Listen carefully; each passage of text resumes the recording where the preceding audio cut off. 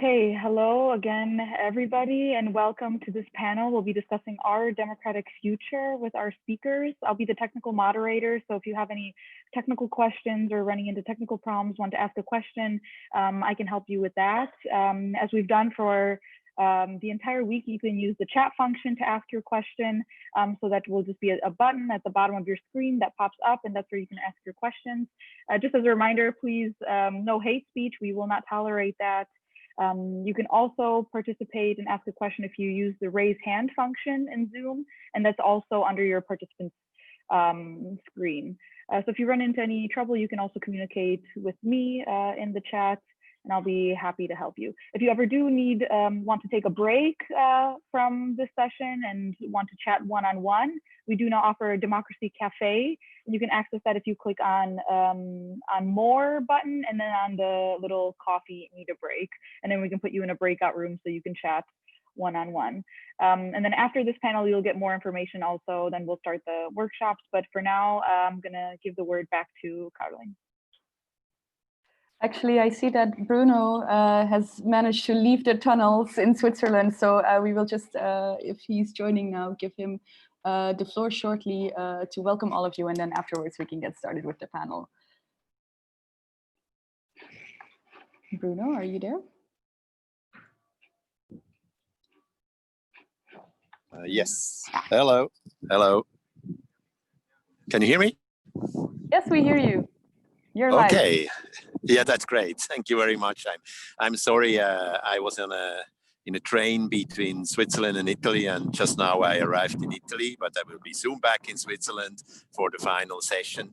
And of course, I welcome you all to this big day of the Online Global Forum 2020, which we had a long week of discussions, of exchanges, and now today we will get even more inputs, even more thoughts about how can we really make democracy more democratic. And here in Italy, they had just a referendum on the parliament this week, so it was a very interesting week as well. And as you know, maybe already at this point in Switzerland tomorrow there will be 5 big issues.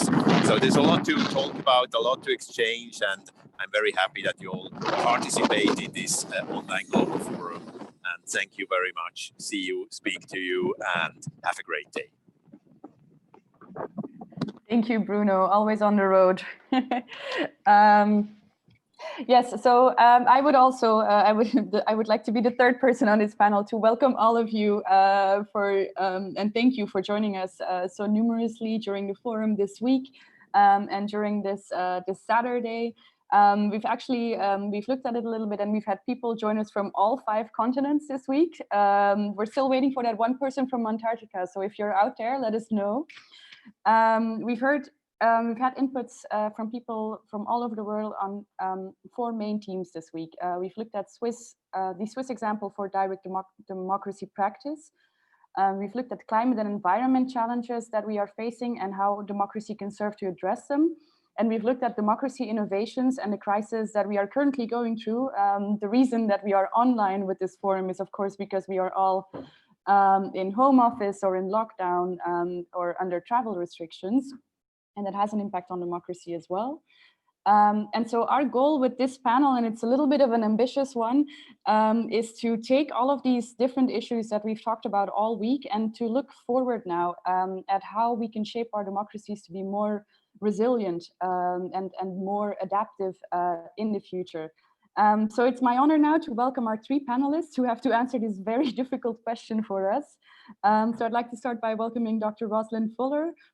She's an expert on Athenian and modern democracy, the managing director of the Solonian Democracy Institute, and the author of In Defense of Democracy. We have here also Ichal Supriadi, who's the Secretary General of the Asia Democracy Network, an advisor to the Asia Network for Free Elections, and he has participated in over 40 international election observation missions. And finally, we have Matthijs Pontier, who's an AI researcher, a board member for Meer Democratie in the Netherlands, and who has ran for European Parliament with the Dutch Pirate Party. We had previously announced that we would have Marie Juneman on here from Meer Democratie Germany. She apologizes. She's not able to join us this week as she is sick. But we're very happy to have Matthijs here. So I would like to welcome all three of you and thank you for joining. And I would say that we kick off this panel with a short introduction of all of your work. So I would now give the floor to Dr. Fuller to introduce to us a little bit what you have been working on. Thank you. Right, okay, well, first of all, it's great to virtually see everybody. And I really enjoyed listening to a lot of the other presentations this week. We do a lot of work in software and in formulating plans for a more participatory, more decision-making focused direct democracy. I do have some slides of software that I've used when I've run for election in Ireland, which I can show you if you want later on in the questions and comments. However, one thing I'd kind of like to draw attention to in these few minutes of remarks is the need that the future of democracy, because that's the title of this panel, the future of democracy needs to have mass participation. So I've prepared a few very, very, very simplistic slides that I just want to share with you if I can screen share at the moment. Okay, I'll just make sure. Can you guys see my screen or not? No, not yet. Not yet, okay, because I tried to share and it said I'm not allowed to share. So just let me try again to share. Share. Okay. Yes, now it's Yeah, working. okay, great. Sorry, I just tried to also make this big. So I think what we've come to this point in democracy where we try to make it about being somebody very, very special and very, very prestigious. And so I think when we think about it, we kind of all see ourselves as this guy who, in case some of you don't know, is Jon Snow from Game of Thrones. He's supposed to be like the heartthrob of this show. He's a bit whiny for me, but anyhow, that's how it is. And I think we all try to kind of see ourselves in this role. And the idea is that you're this person and you're very much the center of attention. Whereas, sorry, I don't normally use this computer, so I'm just trying to move myself through my slides. Really who you are is this guy, right? Some guy in the background in a war, you're about to be slaughtered. Everyone will forget you 3 seconds after if they even notice in the beginning. And I know that's kind of a downer to think of, and it's very unglamorous, and we don't like to think of ourselves this way. But if we think of the past of democracy, you know, the last 30 years, 40 years ago, that's exactly what we had. We had organizations of mass participation. And that could be like unions, it could be parties where party membership was a lot higher.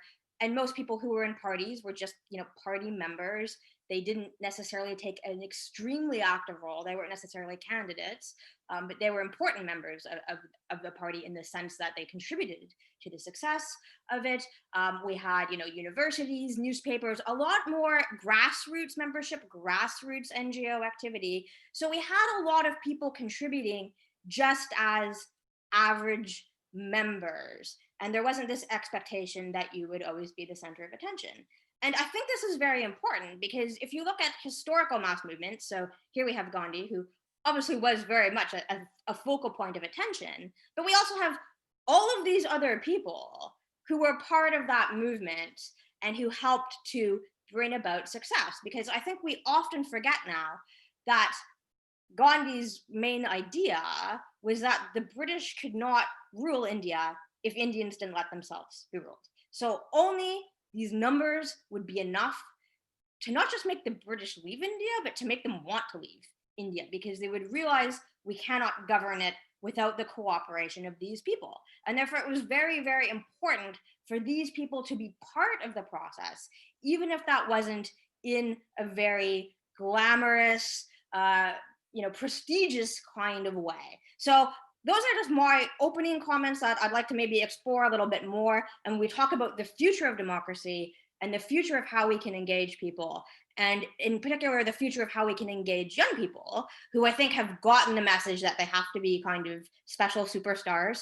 I'd like to kind of keep this in mind, the importance of mass participation and bringing that everyday small action into politics.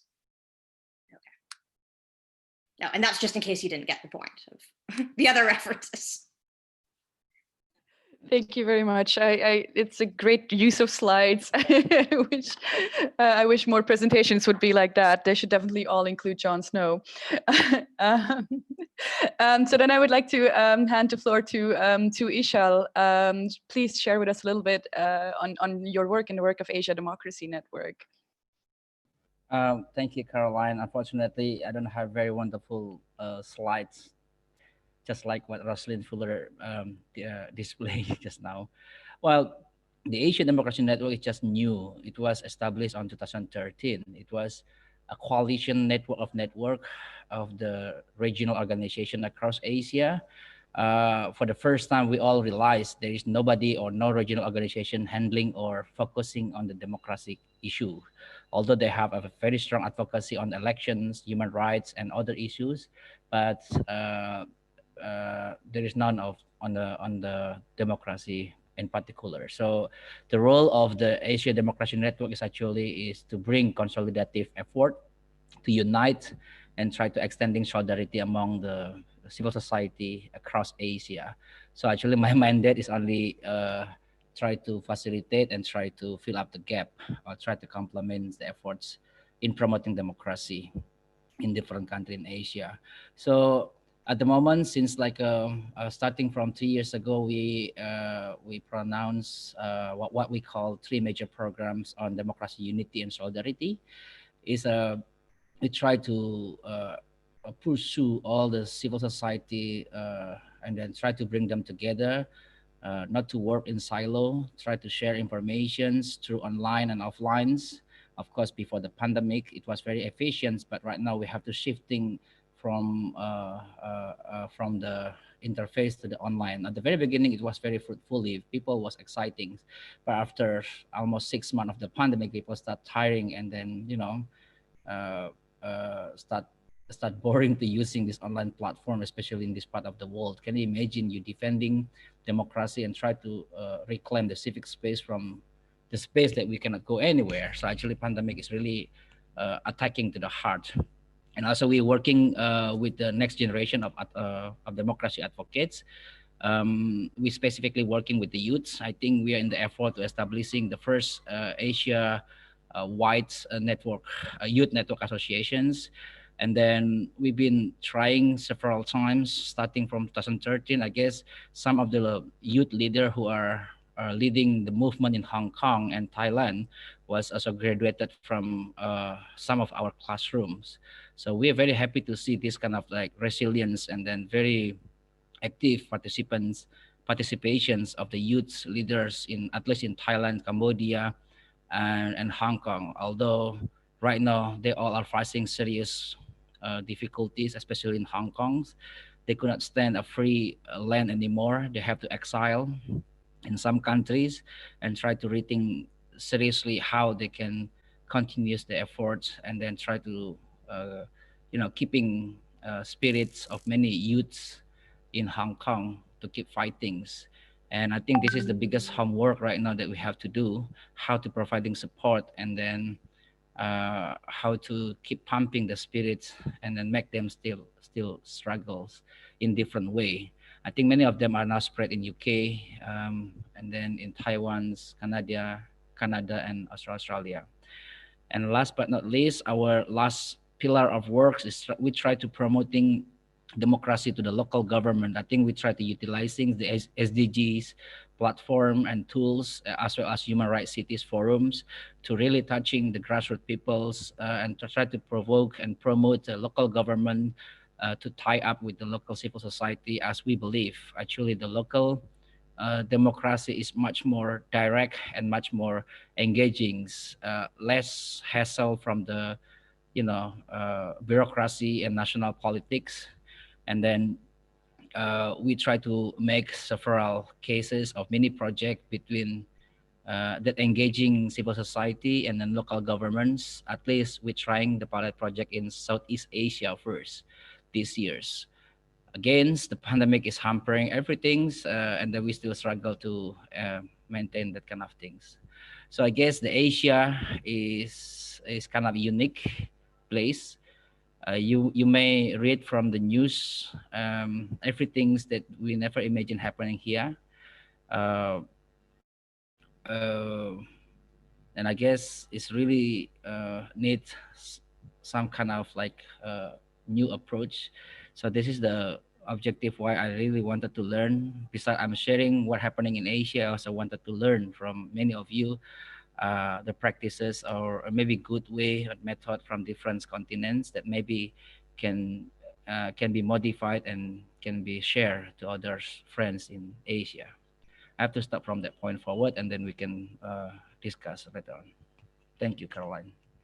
Thank you, Ichal. It's you touched upon a lot of things that I definitely want to talk about later as well. Things going on in Hong Kong and Thailand at the moment. And it's true, Asia is a very particular place at the moment for democracy. We had our last forum actually in Taiwan, which is really at the forefront of direct democracy and digital democracy in Asia. Yeah, and then at the same time, of course, there are horrifying things that have happened this year. Thinking of the introduction of the national security law in Hong Kong, which is really just moving against the current of history somehow. But we will get more into that later. I would now like to give the floor to Matthijs, who works in the Netherlands. He works a lot on digital democracy, on direct democracy. He's worked on implementing a citizen participation platform in Amsterdam, and so maybe you can tell us a little bit more about the focus of your work, Matthijs. Oh, you'd have to unmute yourself, though.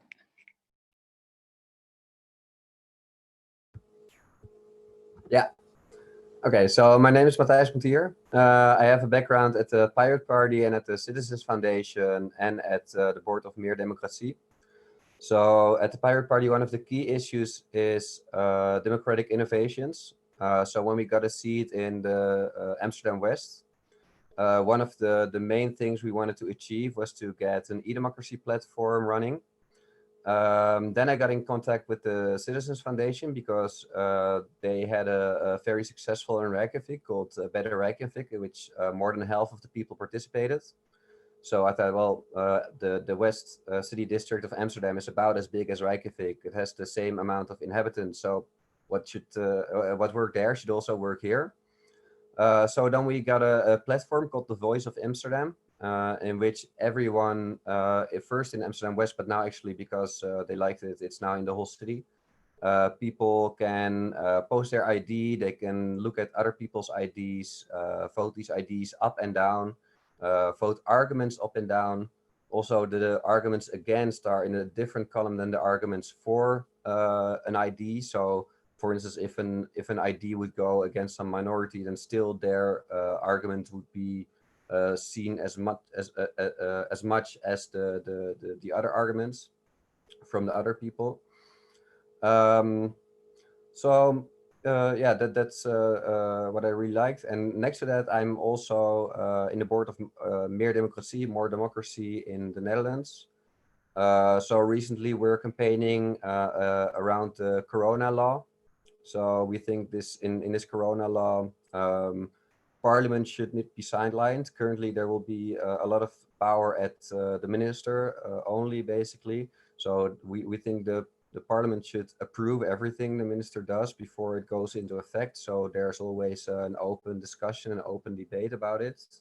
We also think there should be more local authority for, local councillors, local public transport, to adjust the measures to what is most needed there. Because, for instance, in the north of the Netherlands, the situation is completely different than in the bigger cities, more in the west. And we think also when this Corona law is extended, it should be voted in a referendum by the people and not just extended by the minister. Also, the referendum, we're campaigning around the referendum in general lately. So a referendum seems to be improved by Parliament, but the outcome threshold is basically impossible. It should be 1/2 of the people that voted in national elections. So actually the current government wouldn't even have enough support by this outcome threshold. So we hope that in the Senate they will fix this and they will decrease the outcome threshold. Yeah, thank you very much, Matthijs. I definitely later also want to talk about the issue with the referendum in the Netherlands, because you have a very unique recent history there. It's the only country, the only democratic country that has ever like gone back on democracy law. Like they used to have a referendum initiative, an initiative referendum, and they sort of canceled it. But we will talk about that later. I think the first question I want to ask is the question that we really can't get around. As I mentioned, we are doing this online because we were not able to all meet in person in Bern. The reason for that is, of course, COVID-19. And we've had several sessions this week. We've heard from Mexico, we've heard from the US on how this situation has impacted our democracies and our democratic institutions, our democratic practices. But we've also heard a lot, we've heard from Fridays for Future, for example. We've heard a lot from movements on the climate crisis that we've been going through for decades, and which is just getting worse. We are living through a mass extinction event. And status quo politics have sort of failed to address these crises. And so my question to all three of you, and whoever wants to go first can please just go ahead, is how can democracy, and especially participatory and direct democracy, help us move beyond these points of crisis?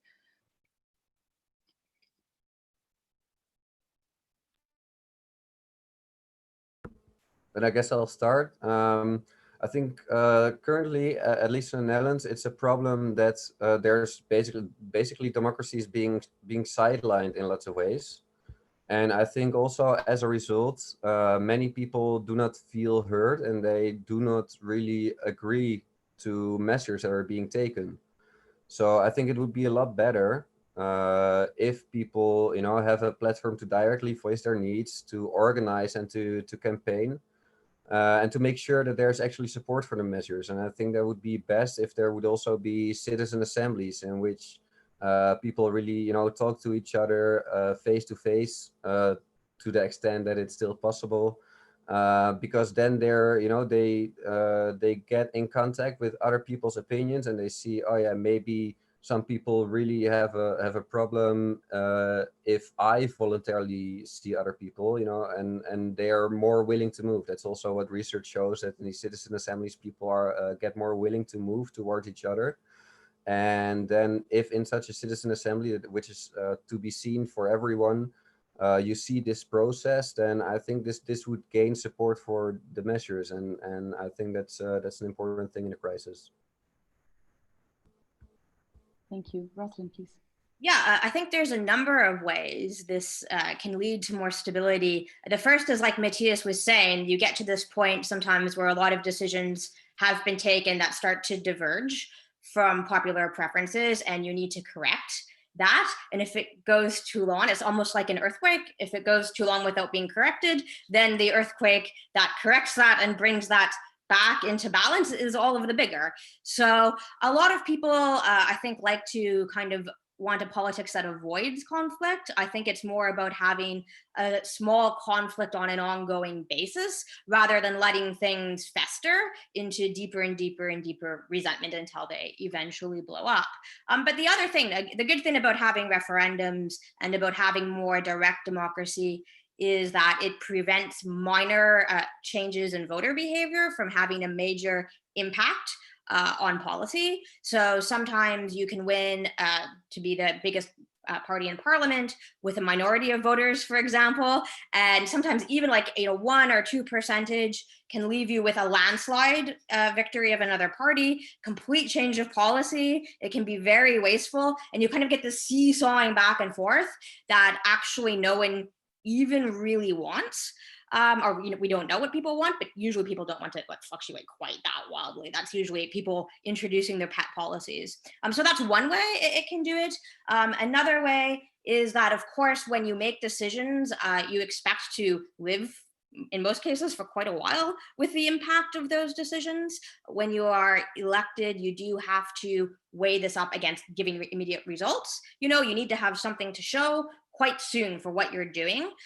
So there's always, I think, a tension when you have a purely electoral system to say, I need to have an answer, like I need to show results now, potentially at the expense of longer term solutions. Whereas if you're just a citizen making a decision, fine, you have to do this for the next 20 years. You don't want to actually have to revisit it because you want to do the least work possible. So it kind of encourages you to think in a more longer term fashion. Great, thank you. Ichal, is there anything you would like to add to that from the Asian perspective? Well, unfortunately, that kind of thing is very rare in this part of the continents. Direct democracy only happening in several countries. I guess one Taiwan's and maybe some country who has referendum systems. And then, but direct democracy and then it's not very efficient apply and then exercised by the people, except if they're being part of the electoral campaigns.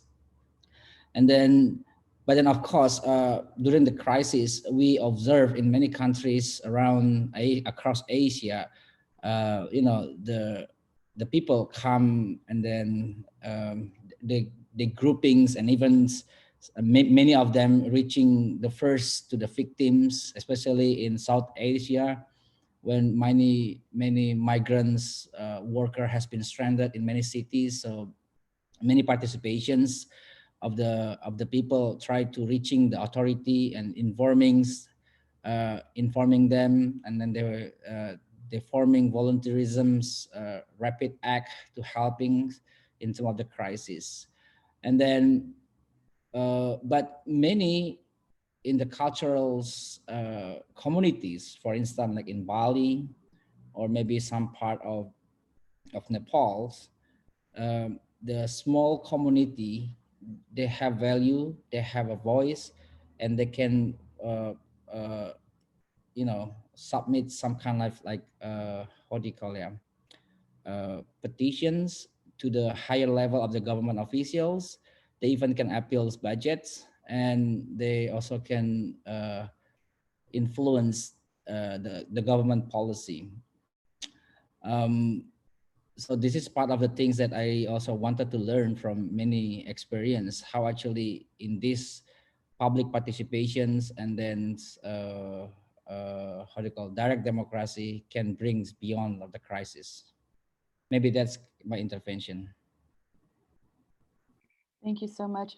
I was also following a little bit the work of the Asia Democracy Network, and I've seen that you've really been monitoring also the effect to civil liberties during this crisis and in different countries.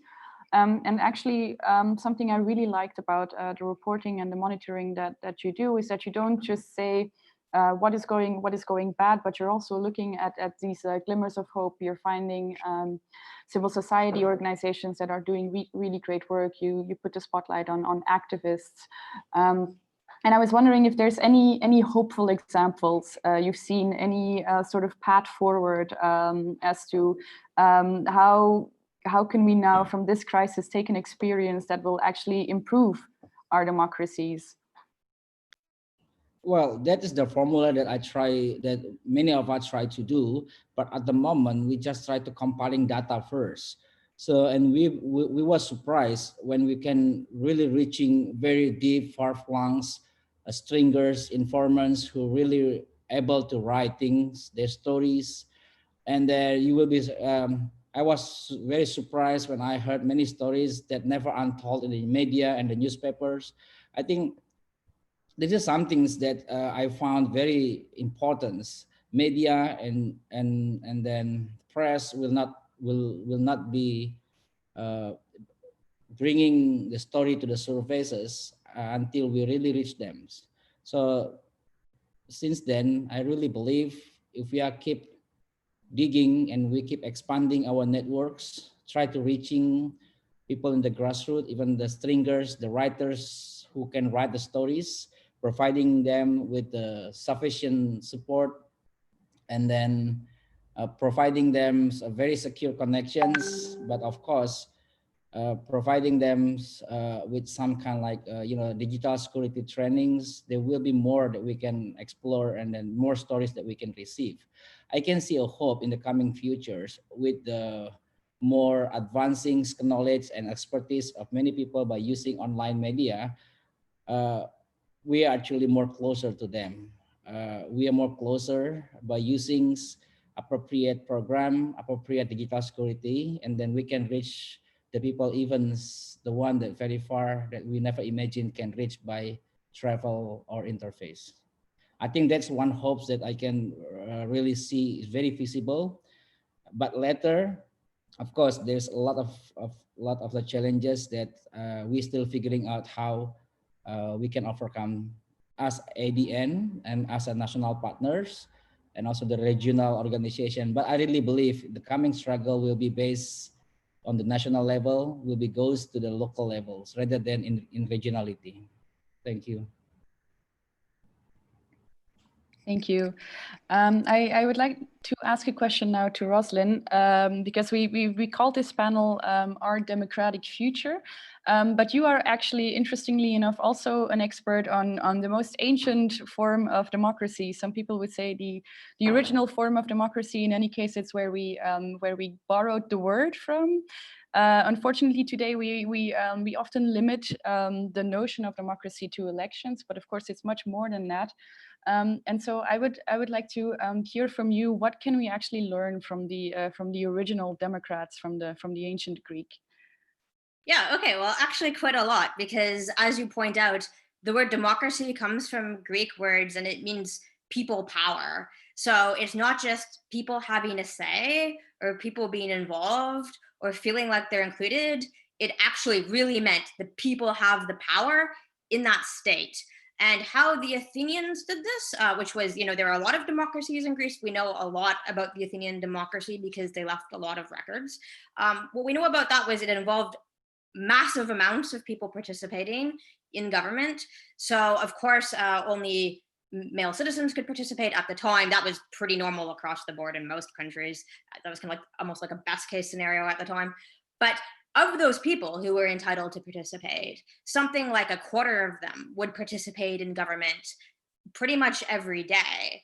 And that would be by attending the assembly where they would vote on laws and decrees, or that would be by being on juries, which would decide law cases, or, for example, serving as an official. They did still have some elections for some important posts, like being a general, but a lot of other things, they were decided by lottery. However, I think this is a point that the people who are in favor of citizens' assemblies have latched onto, but they have kind of misunderstood how things work in Athens because they've assumed things back then were like things today. So they would say officials were selected by lottery in Athens. This is true for the most part, but these officials were not like officials today. They didn't make decisions on their own. They're very, very, very much under the control of the assembly, under the control of the people as a whole who would vote, who kept serious tabs on them. They were always checking their accounts. It was really quite a nightmare, actually, to be an official and have to please the assembly. And they didn't have this kind of power like that we would associate with officials today at all. The other thing is also the juries. They were like huge. So these would be as if tens or hundreds of thousands of people were on a jury today. So it's this extreme participatory process that actually fed into this and led to just people being involved in decisions all the time, every day, all around. And because of that, people were also really, really, really informed about the process of the government and what had been done in the past, yesterday or 3 years ago or whatever, because they were actually personally involved in that. So it wasn't just about education. I think this is also important. They didn't have the same education system we do today, of course, but they learned a lot by being personally involved in these things and knowing what they had done and what they had decided in the past. Yeah, I think that is a very important point, that with involvement, you of course create the sense of responsibility also. And I think this is also something that Matthijs talks a lot about. You've written and you've spoken a lot about trust, not just trust in the government, but also trust in society, trust in your fellow citizens. And I was wondering if you could elaborate a little bit on what you mean with that, and then how that plays in with better democracy. Basically to have a good democracy, you need to trust your fellow citizens. So when the referendum was abolished, then I think Nisko from More Democracy, he coined the term demophobia, and it was basically that a lot of, well, you could say intellectuals or left-wing intellectuals, they were afraid that the right-wing extremists would have a lot to say in a direct democracy. So they were basically afraid of a part of the people. While in a democracy, everybody should participate, of course, and then in the end, you will come to a solution that is best for everyone. So you need to trust people, and also, if you look democracy a little bit broader, so you look at it in terms of the power people have versus governments or big companies or other institutions, then it also has to do with civil rights and the position that you take as a government. So you look at yourself as a servant from the people, and you trust the people generally. And now in a lot of systems, they are built on distrust. So they think you'll maybe make some fraud with your income tax or with your other income or other things in general, and then they build all these checks and controls that also invade your privacy, for instance. And if you would have, as another source of social security, with, for instance, have a basic income, you wouldn't have to check so much anymore, and you would basically trust that people use it in a good way. So also in that sense, it's good for civil rights, it's good for democracy to have the government trust the people, and to have trust to have people trust each other. And if the system is based on trust instead of distrust, you will also see that people will start trusting each other more in the end. It might take some time to make this transition, but I think in the end, if you build a system on trust, people will also, that's what you focus on. So that's also what you grow by making the system. I think that's a very positive message, very optimistic. And I would like to continue a little bit optimistic. I would like to ask all three of you now, beyond the crisis that we are going through now, just in general, what are some great examples of innovative democracy tools that you have seen and that you have seen working in the world? Just some best practices, if you will. So maybe Matthijs, you're still unmuted if you want to. Yeah. So I really like these e-democracy platforms in which people, all people can directly have their say. You also see that people who aren't necessarily represented in general politics because they don't really like it in a way. You see that young people vote a bit less.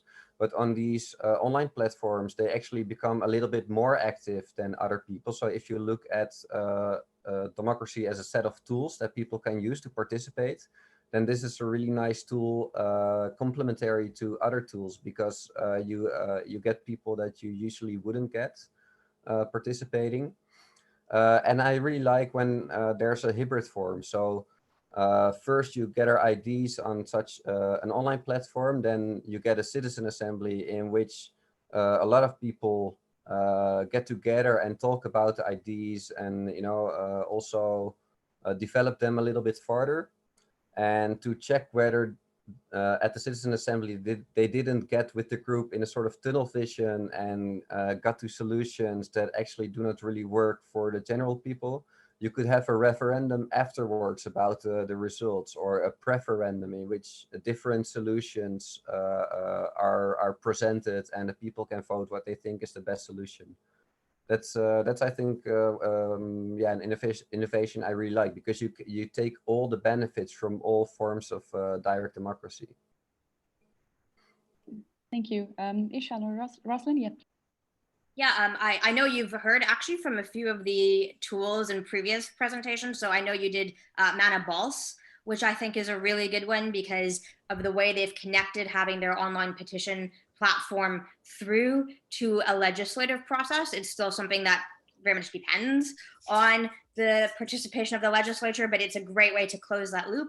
There are a few others like Citizen Lab, Polko, Othello. There's actually quite a lot of direct democracy tools out there that can actually close this loop the entire way from ideation, so coming up with the ideas, to discussing those ideas and sharing information, and to actually making a decision in a transparent way. I think that's very important because a lot of the time, sometimes in the past when you have done consultations, those results have just gone into a black bin, or they go into something that's not transparent. Maybe people do pay attention to it, but people don't know how that actually happens. They don't know what other people thought or what other people put in there. So what I really like about tools like Othello, for example, and some of the other ones is the transparency of the results. So I think that's really good. And most of those also offer participatory budgeting tools too, which I think is something that's really great.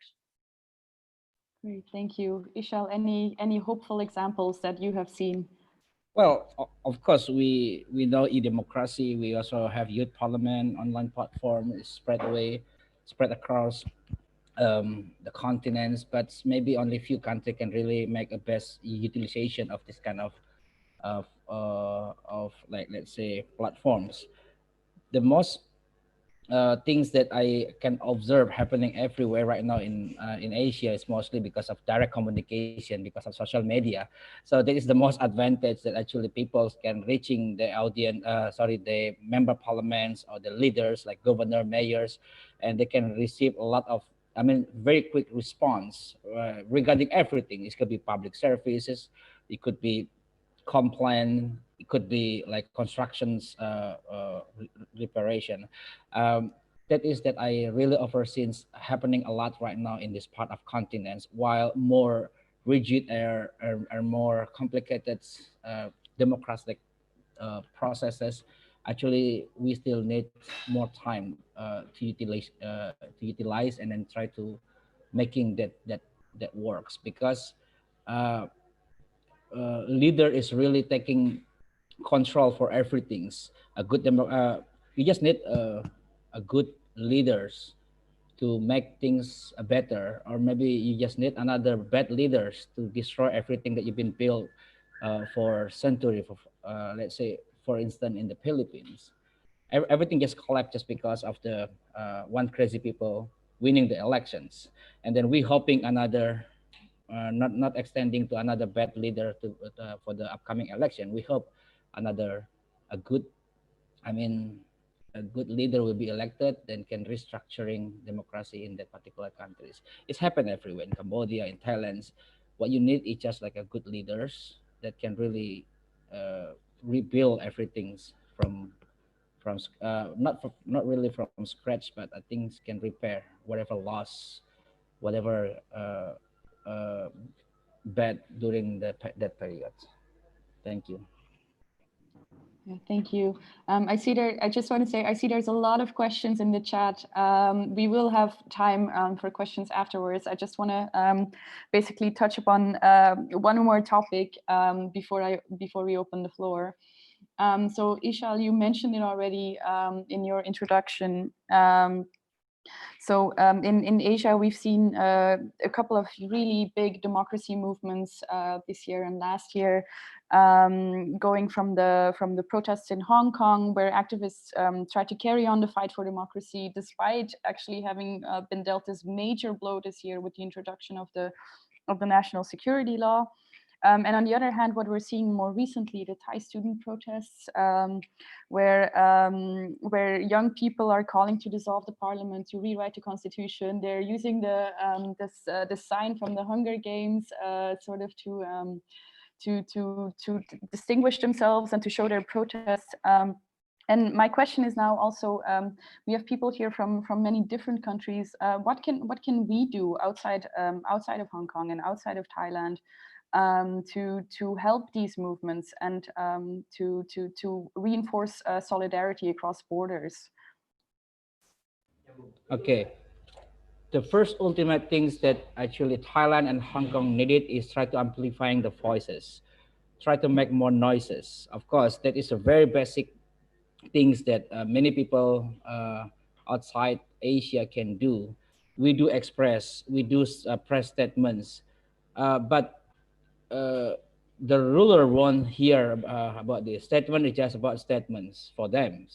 For many civil society, actually, they cannot do much except making statements and try to make advocacy in the UN level, or maybe making petitions and using that many of kind of things. But then again, keeping noise and keeping the voice heard in many countries actually will be help them. Hong Kong and Thailand obviously have different needs at the moment, because Hong Kong now try to fight from outside. I think there are few consortium or groups that try to regrouping in UK, Canada, Australia, and Taipei. We try to tapping with them, and then I believe, of course, if you interested to involve more deeply, you can contacting me or you can contacting them directly. There are focal point over there. There's a lot of things for Hong Kong. For example, try to consolidating among the exile groups. You can, of course, there's not so much things could be that we believe can be done in the UN level because of the pressure of the Beijing and many of the diplomatic considerations around that's dealing with Beijing. But it's good if you can make a quarterly review or quarterly solidarity messages and sending to Hong Kong fellows, or you can support the social media campaign, stand with Hong Kong, and this kind of many things you can be done. At the moment, Thailand, they need solidarity expressions because it's still not going to the worst or a bad situation yet. It's still idle and maintains, and I believe many civil society and then pro-democracy groups inside, they know what they need to do, and I guess it's good to keep in touch with them. Thank you very much for that. And I would really encourage everybody here to take that advice to heart. I have a related question for Roslyn and Matthijs. These protest movements are carried specifically by young people in Thailand, but also in Hong Kong. And we've heard a lot this week about youth participation. We had a panel on it. We've heard from Fridays for Future, for example. But what we've also heard, the criticism that pops up time and time again, and actually, Matthijs, you briefly mentioned it, is that young people don't turn out to vote as much as older people. Also in Switzerland, even where they have direct democracy, where it's not just elections, we see that youth participation is actually is going down. And so the question is, have young people lost faith in democracy itself? Somebody posted during our youth panel that I believe it was 20% of under 20 of teenagers basically in the US would prefer a dictatorship or a strong dictator to a democracy. I will check that number and get back to you. But still, so what can we do to change that? Is that true? What can we do to change that? What is the role of younger generations, and how can we make sure that their voices are heard and that they are motivated to participate in democracy? Whoever wants to. Okay, I unmuted first. Okay, so I think there's a few interesting things there. So, for example, when Corbyn was running his campaign in the UK and Sanders was running in the US, actually, like a huge number of their supporters were younger people, and you saw this enormous uptick in younger people voting and in joining parties and things like that. So I think part of it is having a policy that is in your interest, that is something you actually want to fight for, because it's going to help you. Issues like education and housing, of course, affordable housing are two really, really big issues, and those candidates touched on those issues, and that's why they managed to get a lot of young people energized behind their campaigns. So that's one stream of it, is like people have to have something to fight for that is good for them and that they want to be part of. The other thing is, yes, I have met, I think there's kind of two different, I'd say younger generation is more split than our time. When I was a teenager, which was in the 90s, there was more equality. There wasn't complete equality, of course, but there was some more equality. Most people you knew went to a school like you did. You could meet someone from the other side of Canada. They probably went to a similar school to you and had a job starting when they were about 14.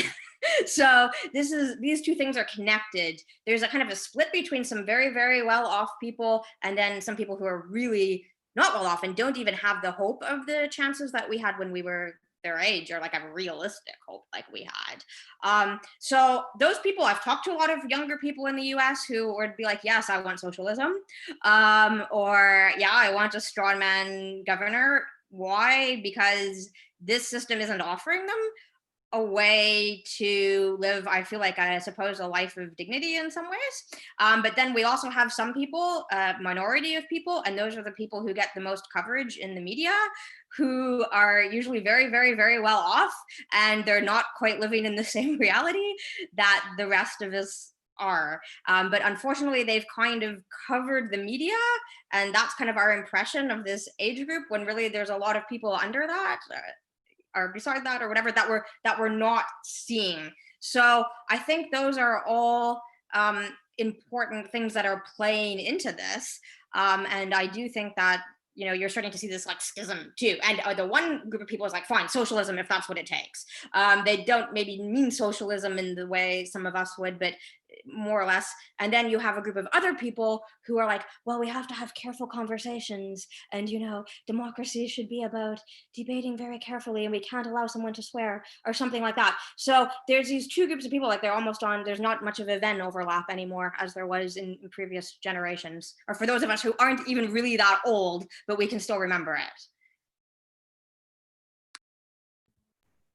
Yeah, I'm still thinking about what studies I saw about the difference between younger and older people, at least from the Netherlands. And if you look at voting behavior, then I think young people vote a bit less in for, you know, representatives. But I don't think they have less trust in democracy in general. I was still considering, would they maybe have a little less faith in representational democracy? And that might be true, because young people now, they are more told, you know, to take care for themselves. And yeah, I don't think they look necessarily for some things for the government, at the government for help. So some people, they are very active at more organizing themselves in other ways. And I think that also explains why they are a little bit more active in these e-democracy platforms, where they basically are campaigning for their own issues, or the issues of other people they see there. Also, I actually did see a study, but I'm not completely sure, so I would have to check later. But I think if you ask for several democratic instruments, and do you think there should be more democracy, I think the general people want lots of more democracy, and I think it's even a bit more with young people. So I actually think young people want more democracy. If you point it like that. If you take the schism of what kind of politicians do young people support, I think they do support the more right-wing extremist parties with the strong authoritarian leaders a bit more in the Netherlands, but also the Green Left and you know, the Democrat 66, which are center progressive.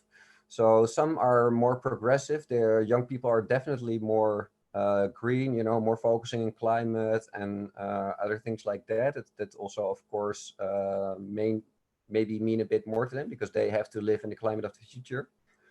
So yeah, there's this schism, I think. And then you also see that they vote a little bit less for the traditional older center parties, which could then maybe also be related a little bit that they don't really trust in old style representational democracy in general, maybe, but you know, that's just an assumption. I did find that reference. It was research by Professor Monk from Harvard, looking at trust in government across different countries in the world. I can post an article to that in the chat. And then I would like to ask one very short question to each and every one of you before we open the floor for questions. So we called this panel Our Democratic Future, and I would like to have a one-sentence answer from each of you. Do we have a democratic future? Well, yeah, of course. There are so many nice new innovations in democracy, and well, you see a lot of people do support democracy and do support democracy a lot. The report, sorry, that I was referring to is actually called Less Politics, More Democracy. So people they wanted to have politicians to be less authoritarian generally, and to have more democracy, to have more tools to directly decide for themselves. So I think there really is a future for democracy. Great. Yeah, I would agree to that as well. There definitely is, because we have tools that we didn't even have 100 years ago. We have the means to participate more than would have been possible 100 years ago, when we were much more limited in our communication. So that will, I think, inevitably lead to this. And as Matthijs was saying, yes, the studies from global studies show that support for direct democracy is actually very, very high around the world, in pretty much all age groups, in pretty much all countries. So that hasn't, I mean, it may have dipped a little bit, but sometimes these studies, the way they announce them, really exaggerates that dip and makes it into something that it's bigger than it is. Yeah, I would support both statements. I think we do hope for the democracy in the coming future, although it will be difficult, or we experience roller coasters in some part of the Asia. But I think this is some things that works to keep it try to empower, to build resilience among the youths. They're playing TikTok now, they're playing Facebook, they're playing Instagram. Then we have to change the approach. We have to reach them. And I guess that will be the future of the democracy promotion. Try to reaching those unreachable and try to untouch those who are untouchable. We have to include the grassroots promotions. We cannot just playing and promote democracy in the capital levels. And then dealing with the elites. We have to convince them. So we have to convince people in the grassroots if the current situation is not the ideal democracy that we're expecting. And then try to engaging them in many part of the occasions of the promotion and then defending for democracy. And I guess that's the hope from the Asian country. Because if we fail that, I think we cannot really imagine what's going to happen with the democracy in this part of the world. Thank you. Thank you very much for that. Then I would like to hand over to Daniela for the difficult task of bringing some of the questions from the chat to our panel. Okay, so we have a very lively chat going on right now. I think the very early questions, we have a set of questions from Frank. I can try to summarize these a bit, or Frank, then if you'd also want to add something. You asked a question about mass participation. I think this was in the presentation by Roslyn in the very beginning. To what extent do you view participation through various social media as mass participation? And then this could probably be combined with the question also by Frank, to what extent would it be possible to use social media for voting? And what are the advantages for doing that? What are the barriers and problems of doing that? Let's maybe start there before we move on. Okay, yeah, no, great question. There's a couple of problems with social media as it stands today. One is, of course, these are private companies, so we don't really know how they work. Their algorithms are not transparent, so that's the one big obstacle. But let's suppose that wasn't true, and that these were some kind of publicly, perhaps, organized entities. I think the big problem with how they are organized right now is that they're very unstructured. So when we have participatory software, the idea is to actually quite structure the process so that there is maybe an ideation phase and a deliberation phase and an information phase and a voting phase, but you're moving through those phases towards a decision point, and you have to focus on that decision point. There's an issue that's at issue. The problem with social media is, of course, that everything, it's like an argument. It becomes very much like a family argument. All kinds of things start to be thrown into this argument. Within 20 comments, you're discussing something completely different than you originally sent out to discuss, and then kind of nothing just happens in the end, right? Eventually, everybody just walks away, and you go back and you have the argument again, which is actually very, very, very frustrating because there's no closure. So what the software tries to do is it's nothing really that new in a way. It's taking a lot of offline processes like referendum campaigns and referendums and kind of tweaking them a little bit, but more or less putting that online, and you get closure at a certain point. And I think, as Caroline mentioned earlier, this is very important because with that comes accountability. You voted a certain way, now you have to live with the outcome of that vote. That changes things, it changes your future decisions, but you move on and kind of keep moving forward through time, where I think the problem with Twitter and to some extent Facebook is that it's been a constant watch, rinse, repeat for like 10 years. And this is why everybody is at everybody's throats at this point, and everybody's been said, everybody's chosen a camp, but no one's decided which of these is winning on any given issue. And lots of people have just left because they're sick of the argument. So that's kind of something. So in a way, the software is like a little bit similar to social media, but with a lot of changes. Okay, great. Yeah. And if anybody else also wants to jump in, yep, please feel free. Yeah.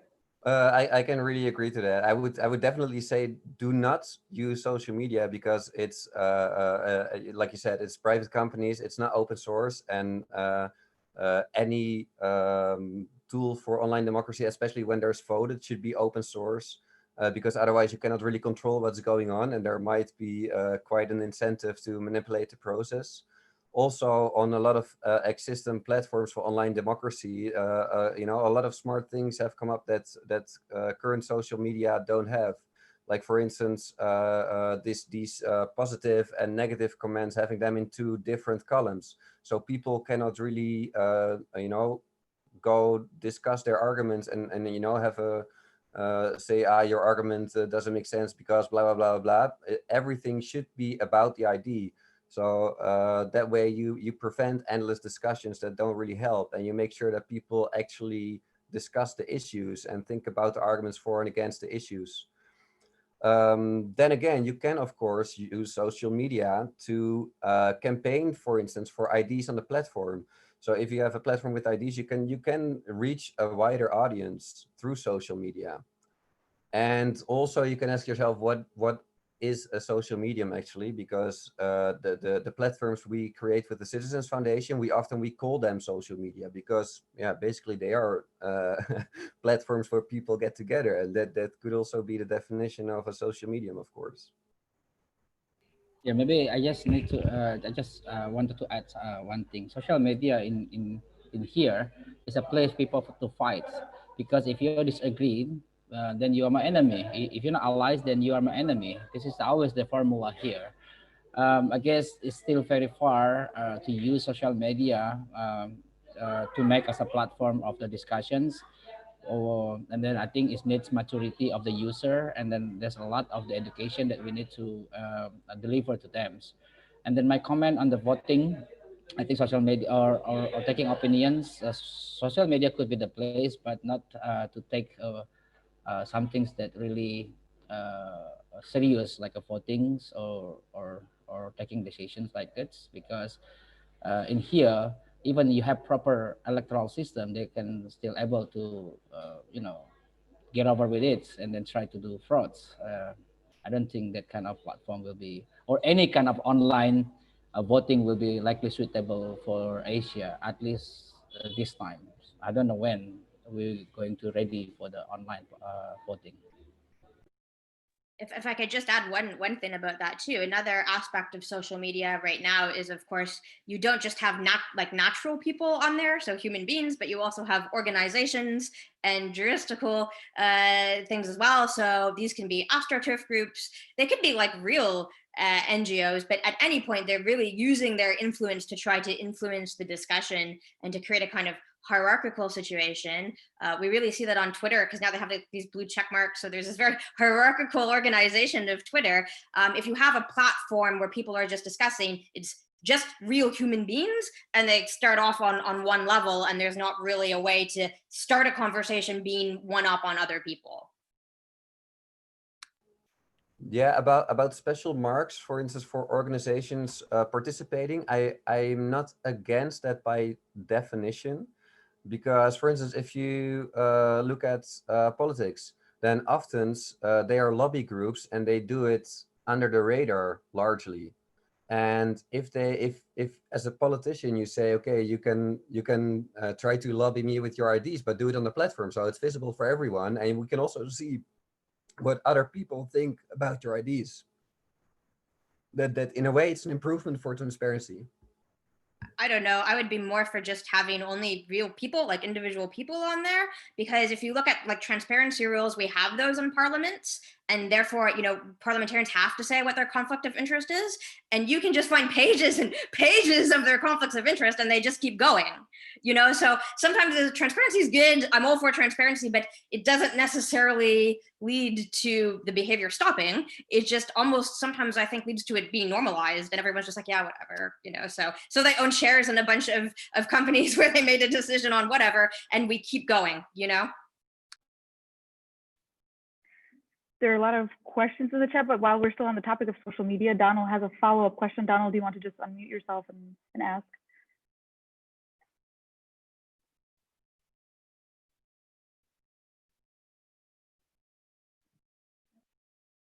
Donald, can you hear us? Okay, I can also go ahead and ask for him as he's... To what extent are social media platforms for expressing emotion, for emoting about issues, rather than platforms for resolving issues in a decisive way? In other words, I sometimes look at social media and I see it as nothing more than, I use the word glorified pub talk, or very partisan support for, say, football teams or some such something that usually passes, except the anger in social media does appear to be taken very seriously by elected politicians. I'm not sure to what extent officials take it, but anyway. I think because of the algorithms that are being used on commercial social media, that, you know, they benefit from lots of interactions. So they also benefit from conflict, because conflict gets people talking. At the same time, they also benefit from people seeing messages that they like, because then they will like it a lot, and you know, that way have interaction. So at the same time, it brings people in this filter bubble, which is of course well known, which can strengthen them in their viewpoints, but also because in a way it's a conflict is incentivized, because you get stuff that makes people angry, because then people will react to that. And I think also people that do campaigns, or at least certain political parties that do campaigns, they really know how to use that and to speak to people on this anger that they feel. And that way they you know, they use it to strengthen themselves and also make them even more angry. So I think yeah, people do use it to express emotions, but it's also amplified because of how the algorithms behind these social media platforms currently work. Okay, thank you. And before we get to Reiner, who patiently has his hand raised, there's a question specifically for Ichal. Can you give a concrete example of your point about local democracy in Southeast Asia being more engaging? This was also by Frank. What I mean with that statement is means like promoting local democracy and human rights is even more easy, more engaging the local levels. I quote examples, for example, like human rights cities processes that happened starting maybe 10 years ago in Gwangju city of Korea, and then they're able to bring in civil society and local leaders like governor, mayors, and in the same level like their positions. When they bring home this kind of concept, they introduce to the locals, they start calling the civil society, human rights activists. They try to starting designing local legislations or the governor or mayor legislations. They're starting up to setting human rights cities councils to starting uh, providing policy, budget, teams related to the SDGs and developments according of the human right. For instance, like right for the disabled, right for women, and then right for waters, migrant workers. It works at least in Indonesia. Now, many cities in Indonesia already promulgated the local human right city regulation and continue to another city. At least 5 cities in Indonesia now apply human rights cities regulations and implement that. And we try again this concept in Baguio city of the Philippines, and then few cities in Thailand. So why I'm saying this, very less bureaucracy and less politics, because it's not really relevant or not directly connected to the national interest or budget, because we try to utilizing small budget in the local levels, because every city, every province, they have the budgets, they have the engagement, and they have their own people. So this perhaps to accelerate or expedite promotion of the democracy and human rights. That's what I mean with that statement. So it can be anything. It could be development. It can be related to SDGs, or at least discussing human rights. The point or the key point of this principle is cooperative between the local governments and then the people through the participations by utilizing whatever they have in the local level. That's what I'm saying. Okay, great. Thank you. Reiner, you can unmute yourself and ask your question now. Hello, everyone. Thanks to all the panelists. I would have liked to have asked all of you a question, but I want to direct my question to Matthijs. And it's very specific, and I want to specifically about democracy in the Netherlands and also the setbacks for direct democracy. And I want to ask you, do you think this might be due to the rise of, the Forum for Democracy? Do you think that might have something to do with it, with Thierry Baudet? Or I'd be interested to hear what your theory would be. And surely that's not a very good thing to do, because you're basically saying to the electorate that you might be influenced, or you might be you don't have the responsibility to vote yourselves, so and to make the right choices. So I think, I would like to get your input on that. Yeah, it's hard to say, but I can figure that actually the party who initially initiated the referendum turned against it. And this was probably largely because of being in a coalition with other people that are also against, or other parties that are also against it. But I actually also think there's fear for this Forum for Democracy, and also the PVV plays a role in them turning against the referendum, because now also with this new referendum law, this D66, the progressive Democrats, you could say, who actually initiated the referendum first, they were also one of the parties to vote for this huge outcome threshold, which basically makes it impossible to use. So they have a really weird role in this. And I didn't expect them to vote for this big threshold in this way, because it's really so big that it practically makes it not usable. So I don't know. I hope they will fix this in the Senate, and they will also come to themselves. But they play a very weird role, and I think being afraid of Forum for Democracy and PVV might have to do with this. Okay, a more general question to everybody, also from Frank, says, I'm curious to learn more about what we can do to increase participation, meaning what can we do to enable more people who are eligible to vote to actually vote at elections and referendums? Any ideas about increasing voter turnout? Well, I can start first. Obviously, there's not so much referendum case in Asia, but I can relate to the to the point of the elections. It seems like many countries in Asia, we still have pretty much fair or even high voter turnout. Is average between 60 up to 80% every election. You may check from the Timor-Leste as far of the corner close to the Pacific up to Afghanistan, most of the cases of 60 to 80%. I guess part of the thing is the youth. And then the Asia still have very much attractions to the candidates. Candidates like with the physical appearance, handsome, and then beautiful, smart, like what happened in People Forward Party in Thailand, still very much attractions. So I don't know. I think many countries in Asia still have very much fair case of the turnout, and then maybe in different cases with another continent such as Europe or maybe US.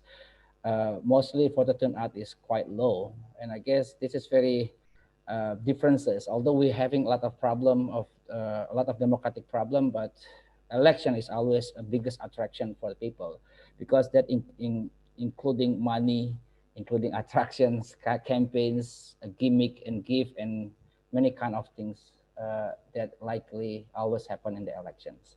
I may set up some kind of the tones, try to differentiate why we have a very high voter turnout because of those attractions. Or maybe I will learn from different part of the continent as well. Yeah, I think there's the one thing you can do to get people to come out and vote is to make politics interesting to them, because that's what you see. You see when parties are very close to each other on the platforms and it's boring, voter turnout starts to go down. When the politics actually becomes very divisive, actually, and when issues start to be of great interest to people, voter participation mainly starts to go up again. So I think the big thing is make politics actually about decisions that are going to have an impact on people's lives, and they will start to participate in it more and turn out to vote more. There's of course some technical things you can do, like make voter registration more easy to do. This is something that in Ireland was really, really difficult for a long time to actually register to vote. It was such a pain. So sometimes people didn't, or they missed the deadline to file their vote, unfortunately, because it was quite a ways before the election that you had to do it. That's one thing. Another thing is that participation in local politics tends to be very, very low. But I think that's kind of connected to the first thing I said. Local politicians often don't have much power. Therefore, it's kind of uninteresting and boring, and there's very little they can do to distinguish themselves to other politicians on a local level. That's not always the case. It's definitely, I think, the case in Ireland that it's really hard to distinguish yourself on a local level. So in those countries where that's the case, maybe by devolving power more to a local level, so there would actually be something interesting at stake, people might turn out a little bit more. Yeah, in addition to that, there's also some small measures you can take to increase turnout. So, for instance, in the Netherlands with the referendum, we used to have the people for the issue or against the issue. They could both apply for some campaign funds, which was not too difficult. So then you get campaigns from the bottom up, which of course helps to involve people in the issues and to vote. Of course, one thing that didn't help is that the referendum wasn't binding. So the referendum we used to have was advisory. And then when the result after, it succeeds is sort of shoved away by doing some cosmetic changes and not too much changes, then of course it could lead to people not voting again in the next referendum. And also you can just improve accessibility. So make sure you have enough voting booths throughout the whole country. Also having them accessible for everyone, also for people with disability, for instance. Those things are really important. And actually still in the Netherlands, some voting locals, they are not, they don't comply to the regulations everyone should have for to vote when you have a disability, for example. So also things like that should of course be improved. Okay, great, thank you. And since we're on the topic of educating the electorate, there is a question by Frank. To what extent do children around the world learn about democracy? Does anybody know about how democracy is taught in schools around the world? Also, anybody from the participants, if you do have any experience on these specific questions, we can also always come back to this question later if something does I come in think mind. Kind of an interesting question, because when I was in school, I don't actually remember learning about politics. We didn't have any classes related to politics.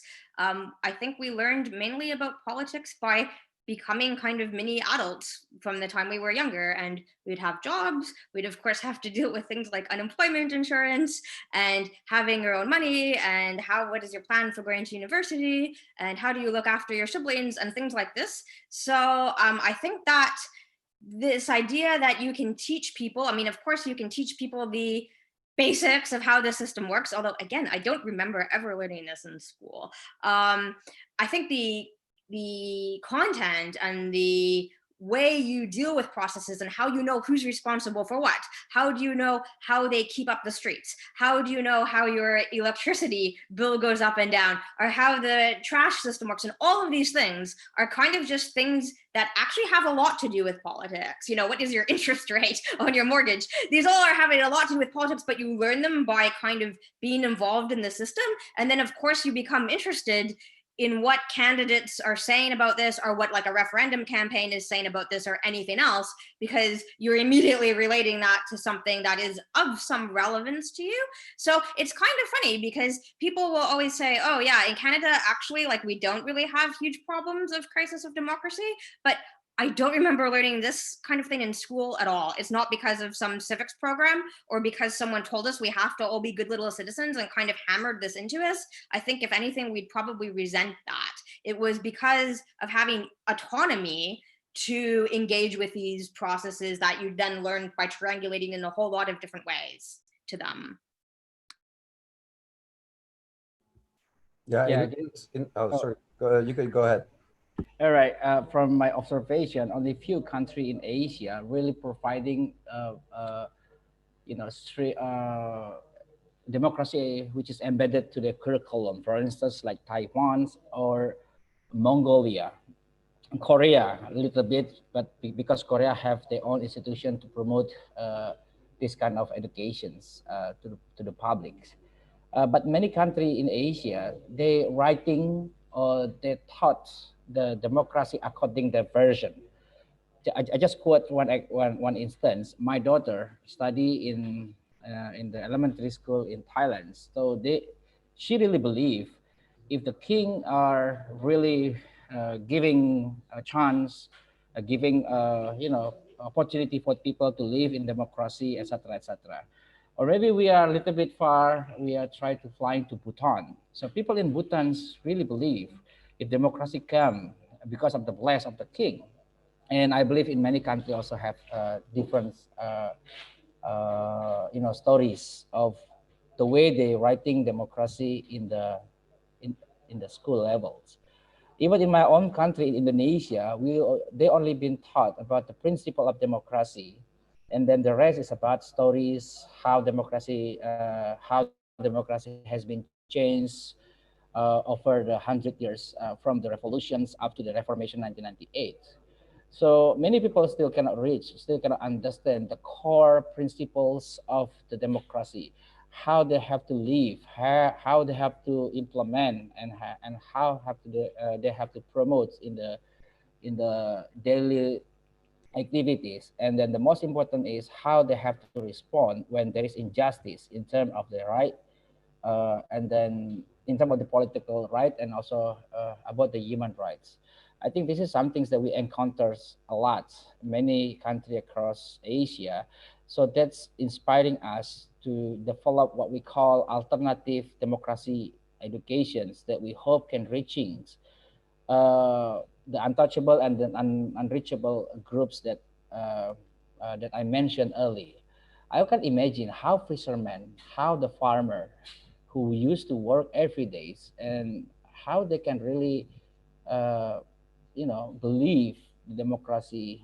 And of course, if they are poor, the son or the daughter are poor, so they will living in the poor. So whatever the systems that they believe, it doesn't work and doesn't relevant with the income and their daily life, and then they're becoming a soft target of the undemocratic actions such as uh, authoritarianisms or becoming intolerance, where many part of Indonesia, Thailand, Philippines, Malaysia is a soft target of, you know, of the intolerance actions. So this is something that can be thinking in the coming futures. If we can really correlate the democracy principles becoming embedded to the educational system. Thank you. Okay, great. Thank you. And Robert Kennedy raised his hand. Robert, if you want to unmute yourself, you can ask the question. Thank you. Yeah, I have a question about trust that Matthijs talked about quite well. I want to kind of flip it on its head in that we don't trust people, and in one way, quite rightly so. We shouldn't expect trust. And in elections, I don't think we should demand trust. Trust in government is lost because more often than not, they have let us down, from corruption to nepotism, etc., etc. And then the cult of personality, Trump, Bolsonaro, etc., and tribalism has eroded trust even more so. So my question is about distributed ledger technology and blockchain. And we've seen it in operation in Russia and Zug in Switzerland to varying degrees of success. So what do the panelists think about the future of trust in direct democracy using blockchain and distributed ledger technology?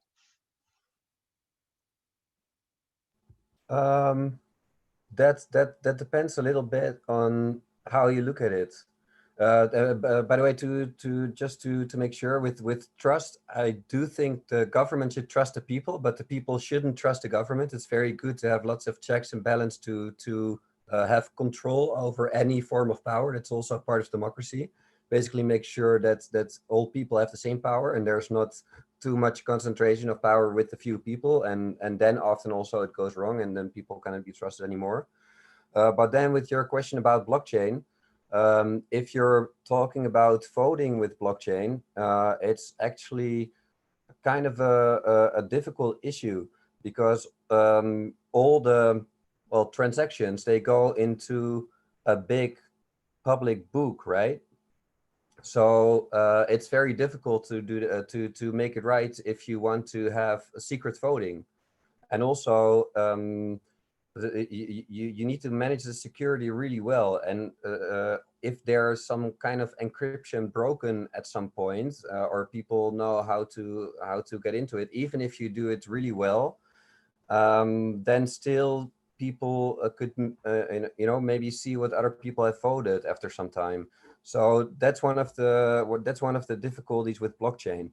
But blockchain can be useful, for instance, to have transactions with government, to have smart contracts, for instance, the government could set out something like a task to be done as a smart contract. Also for instance, doing all the necessary checks to get a passport for tasks like that, then it can the technology can replace trust in people a bit. So then there it can be useful, actually. Yeah, I think I agree with that as well. There's also a saying like trust is silver, but control is golden, in a way. Like you shouldn't actually trust. It's nice if you can, but there's going to be times when you can't, and you need to kind of have that control vested to yourself. I think blockchain is really interesting. I see exactly the same problems Matthijs pointed out, which is that there's this problem between security and secrecy.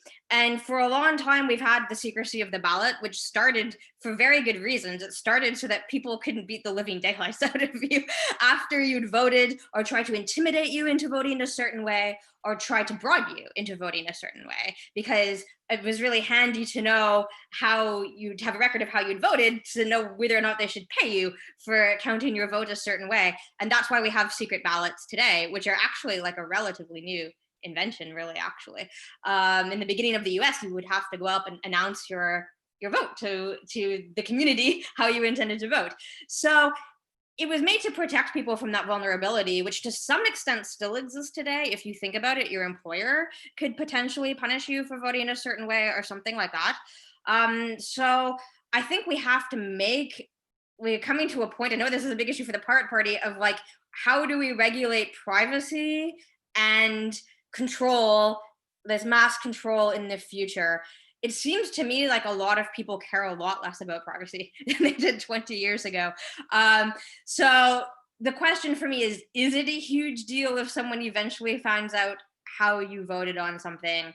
Is that something that makes it worth it, if that's kind of like the price you have to pay, that potentiality to have this kind of direct control or a direct democracy? I think it's like a decision we have to make as a society, potentially. And I think it's something that's really going to be a big deal going forward. I would personally, I'd be like, blockchain, who cares how I voted? But I'm a public person, so of course everyone already knows where I stand, and that's kind of it. Other people may feel differently, but I would personally be totally willing to pay that price. Okay, maybe for our last question, and you can also make your last remarks here too. The question by Erwin, I think this is a nice final question here. I'll just read it out loud for the sake of time. How much time do we have to invest in democracy personally and hold control, even if we want to minimize the time and efforts invested? This is a question by Erwin. Maybe you can also wrap up your final thoughts.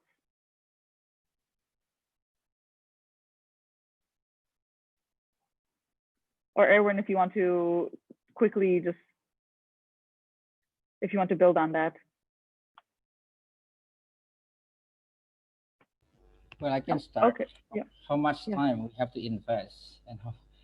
So I think I like one word that's saying by Damaso Makbual. He was the former chairman of Asian Network for Free Elections.